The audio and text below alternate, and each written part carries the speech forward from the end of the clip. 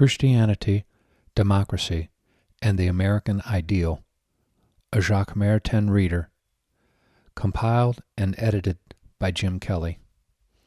Chapter 2. They Yearn to Enslave Man. The Limits of Social Planning. Introduction. Men desire peace.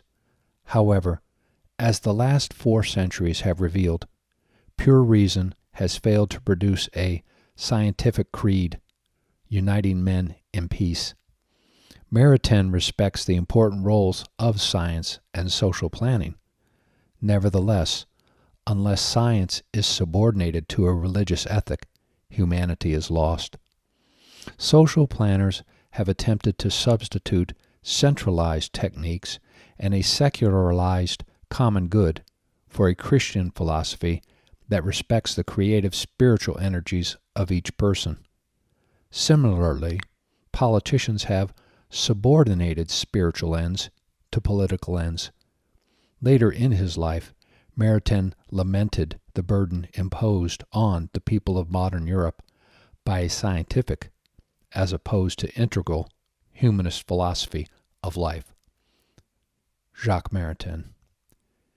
In modern times, an attempt has been made to base the life of civilization on the foundation of mere reason separated from religion and from the gospel. This attempt fostered immense hopes in the last 2 centuries and rapidly failed. Pure reason has appeared less capable than faith of ensuring the spiritual unity of mankind, and the dream of a scientific creed uniting men in peace and in common convictions about the aims and basic principles of human life and society has vanished in contemporary catastrophes. Nevertheless, I disapprove of those who wish to suppress scientific advances. But if science and technology are not mastered and subjected forcefully to human good, that is to say, entirely and rigorously subordinated to a religious ethic and rendered instruments of a higher morality, then humanity is lost.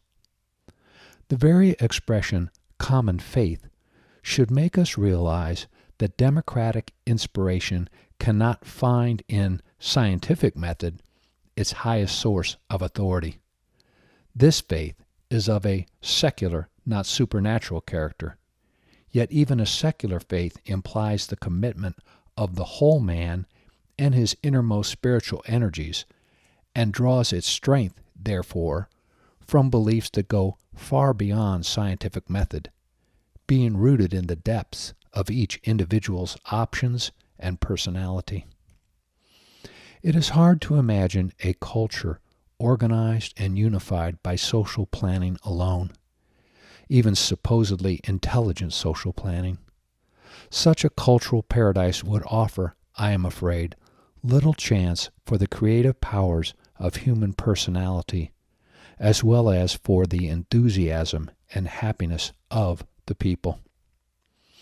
The fact remains that democratic faith, implying as it does faith in justice, in freedom, in brotherly love, in the dignity of the human person, in his rights as well as in his responsibilities, in that power of binding men in conscience which appertains to just laws, in the deep-rooted aspirations that call for the political and social maturity of the people, cannot be justified, nurtured, strengthened, and enriched without philosophical or religious convictions, whether theological, metaphysical, or naturalistic, that deal with the very substance and meaning of human life.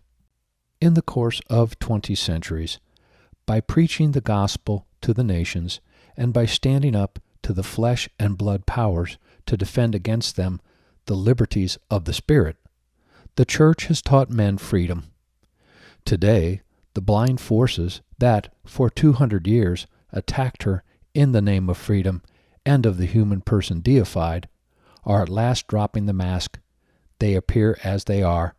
They yearn to enslave man.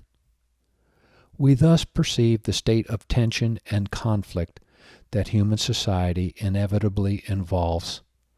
Social life is naturally ordained, in the measure in which I have tried to define, to the good and to the freedom of the person.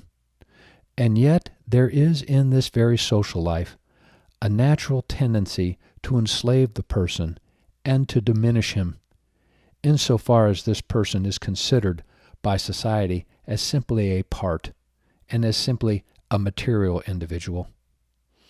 The truth is that Europe has forgotten the subordination of political to spiritual ends. There lies its great mistake. Hence derives that general condition of the oppression of the spirit and the conscience, that contempt in practice for human personality and its dignity, the overwhelming burden of which is everywhere more or less consciously felt.